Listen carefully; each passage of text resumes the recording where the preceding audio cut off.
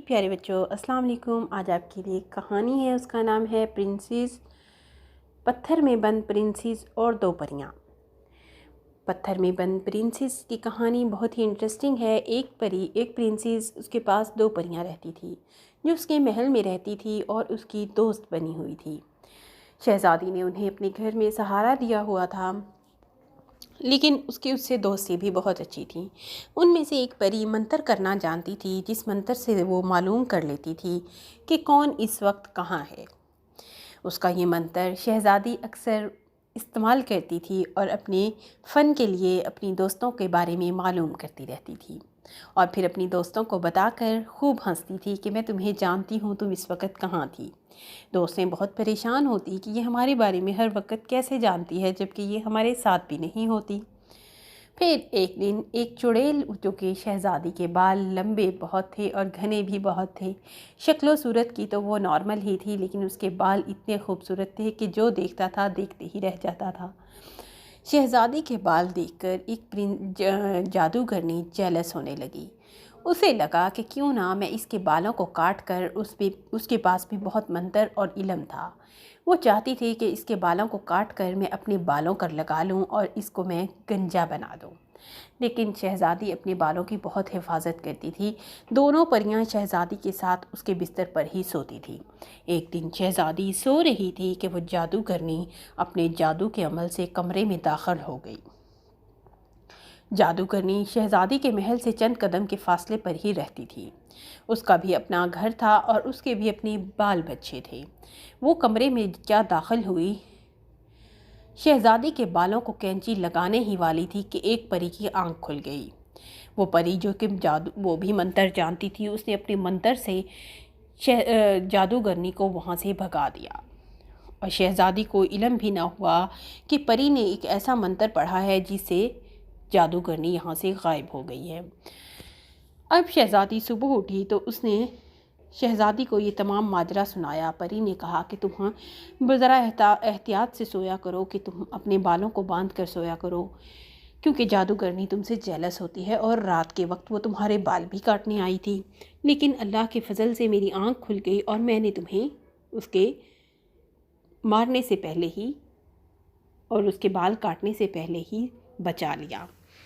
شہزادی نے جب یہ سنا تو وہ حیران و پریشان ہو گئی، کہتی مجھے تو آج تک معلوم نہیں کہ کون جادوگرنی مجھ پر جیلس ہوتی ہے، میرے بال اتارنا چاہتی ہیں۔ یہ بات تو سن کر میں حیران ہی ہو گئی ہوں۔ بہرحال آنی جانی ہوئی اور شہزادی بھول گئی۔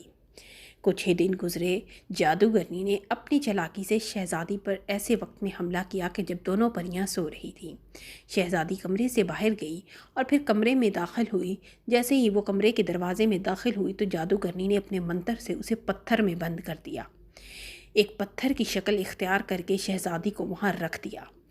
اب جب پریاں دونوں اٹھی تو ڈھونڈنے لگی شہزادی کہاں ہے۔ پورے محل میں چھان مارا مگر انہیں شہزادی تھی کہ ملنے کا نام ہی نہیں لے رہی تھی۔ دونوں پریاں مایوسی کے عالم میں ادھر ادھر تانکنے لگی۔ پھر چھوٹی پری نے بڑی پری کو مشورہ دیا کہ کیوں نہ تم اپنے منتر سے معلوم کرو کہ شہزادی کہاں ہے۔ ہاں، اس کے ذہن میں بھی فوراً سے یہ خیال آیا اور اس نے اپنا فوراً منتر پڑھنا شروع کر دیا۔ جیسے ہی پری نے اپنا منتر پڑھا تو اسے پتھر نظر آنے لگا، جو کہ اس کے کمرے میں سامنے دروازے کے آگے رکھا ہوا تھا۔ پری نے جب پتھر پہ نظر پڑی تو اسے معلوم ہو گیا کہ شہزادی کو کسی نے پتھر میں تبدیل کر دیا ہے۔ پری بھاگ کر پتھر کے پاس پہنچی اور اسے زور زور سے پوچھنے لگی، کہ اس کے کان کے ساتھ کان لگا کر کہنے لگی کہ پتھر بول، تو کون ہے؟ کیا تو میری شہزادی ہے؟ بولنا۔ پتھر کو زور زور سے جھٹکے مارنے لگی۔ آخر پتھر میں سے ایک ہلکی سی آواز آئی، ہاں میں ہی شہزادی ہوں۔ پتھر کی آواز سن کر پری جھنجھلا کر رہ گئی اور اس نے فوراً ادھر ادھر اپنی چھوٹی بہن کی طرف، چھوٹی پری کی طرف دیکھا تو کہنے لگی کہ اب کیا ہوگا؟ میرے پاس تو ایسا کوئی بھی منتر نہیں جس سے میں شہزادی کو انسانی حالت میں واپس لا سکوں۔ اس پتھر کی صورت سے اس کو میں کیسے دوبارہ انسان بناؤں، مجھے سمجھ نہیں آ رہا۔ وہ دونوں مختلف قسم کے منتر پری نے ट्राई करना शुरू कर दिए कि कोई तो मंत्र मेरा ऐसा होगा जो शहज़ादी पर असर दिखा जाएगा। अब जादूगरनी चूँकि अपने महल में जा चुकी थी, अब वो सुकून की नींद सोने लगी थी। उसे ये था कि अब आज के बाद शहज़ादी दोबारा कभी अपनी वापस शक्ल में नहीं आ सकेगी, क्योंकि उसने उसे इतनी सख्त चीज़ पत्थर में तब्दील कर दिया था जिसका वापस अपनी हालत में आना नामुमकिन सी बात लगता था। अब शहज़ादी की ये हरकत देखकर, शहज़ादी की आवाज़ें सुनकर बड़ी परी बहुत बेचैन नज़र आने लगी। उसने फ़ौरन से अपने मंत्र जो पढ़े थे उसमें से एक मंत्र ने ऐसा अमल किया कि पत्थर का मुंह खुल गया। थोड़ी ही देर में वो मंत्र उसी मंत्र को बार बार पढ़ने लगी। पढ़ते पढ़ते पत्थर का मुंह और से और खुलने लगा, बड़ा होता चला गया। पत्थर का मुंह क्या बड़ा होता चला गया, उसमें से शहज़ादी नज़र आने लगी। परी ने अपना मंत्र पढ़ती गई। पूरा एक दिन परी ने अपना मंत्र बग़ैर पानी पिए, बग़ैर खाना खाए पढ़ा। जब उसने ये तमाम अमल कर लिया तो रात के वक्त शहज़ादी अपने पत्थर में से बाहर निकल आई। शहज़ादी पत्थर में से बाहर क्या निकली, ज़ोर ज़ोर से दहाड़ने लगी और परी को गले लगाकर ज़ोर ज़ोर से चीखें मारने लगी। कहने लगी, तुम मेरी इतनी अच्छी दोस्त हो कि अगर तुम ना होती तो आज मैं सारी ज़िंदगी इस पत्थर से बाहर ना निकल सकती। परी ने उसे दिलासा दिया और कहा कि अल्लाह मियाँ हर मुश्किल के बाद आसानी रखता है।